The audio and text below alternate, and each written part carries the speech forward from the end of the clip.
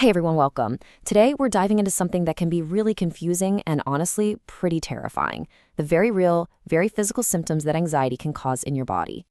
Have you ever had that happen? That sudden, sharp chest pain or a weird tingling in your hands that won't go away? Your mind it goes 100 miles an hour, right? You immediately think the worst. Heart attack, stroke, something catastrophic. You are definitely not alone in feeling that way. And this right here from a Reddit user gets to the heart of what we're talking about today. Their experience is super common. The symptoms feel 100% real, like they have to be pointing to something serious.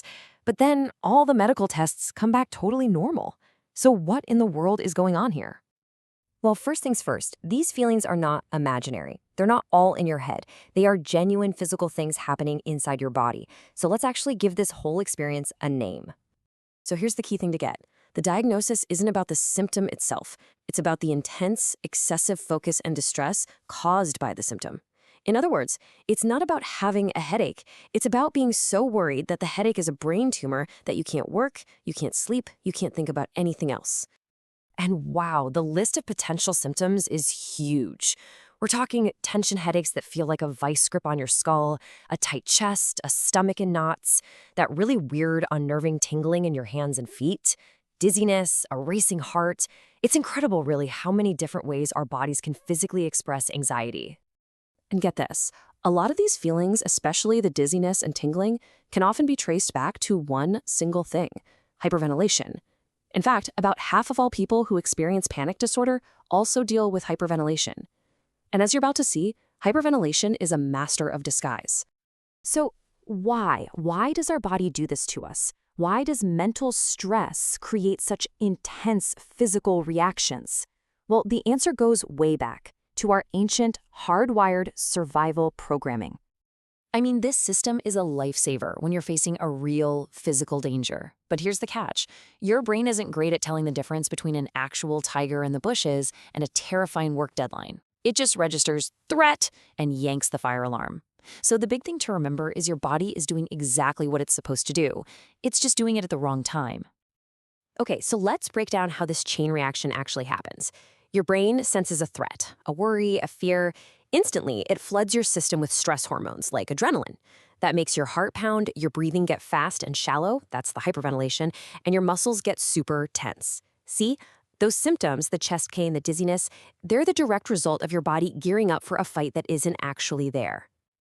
And this is where it gets really counterintuitive. Kind of crazy, actually. When you hyperventilate, you feel like you're suffocating, like you can't get enough air. But the problem is the exact opposite. You're breathing too much, too fast, and you're blowing off too much carbon dioxide. It's that chemical imbalance in your blood that's directly causing the dizziness, the tingling, and even that feeling of breathlessness. Wild, right? Okay, so this brings us to what is honestly the most maddening part of all of this. It's this nasty feedback loop, a trap, where the symptoms of your anxiety actually create more anxiety, which then makes the symptoms even worse. So it all kicks off right here. It starts with a little seed of worry, or just a general feeling of being anxious. That worry sets off the fight or flight system we just talked about, and boom, you get a very real physical symptom, like that tightness in your chest. And here is where everything goes sideways. Your brain doesn't think, oh, that's just a little adrenaline. No way. Your brain screams, chest pain. This is a heart attack. And of course, that terrifying thought dumps even more adrenaline and fear into your system. This makes the physical symptoms stronger, which just confirms your worst fears, and the whole cycle just spins faster and faster, completely out of control. So, this leads us to the million-dollar question. How on earth are you supposed to tell the difference? How do you know if that chest pain is a panic attack or if it's something much more serious? Now, this is not a hard and fast rule, okay? But there are some general clues. Anxiety chest pain often feels sharp, almost stabbing, and it tends to stay in one specific spot. Cardiac pain, on the other hand, is more often described as a heavy, crushing pressure, like an elephant is sitting on your chest, and it can spread or radiate to your arm, shoulder, or jaw. It's also more likely to be triggered by physical activity. Okay, I'm going to stop for a second because this is, without a doubt, the most important thing you need to hear today. When in doubt, get it checked out. Always. It is always, always better to have a doctor tell you, hey, you're fine, it's anxiety, than to ignore something that could be a real medical emergency. Please take this one to heart. And that's another huge reason why seeing a doctor is non-negotiable.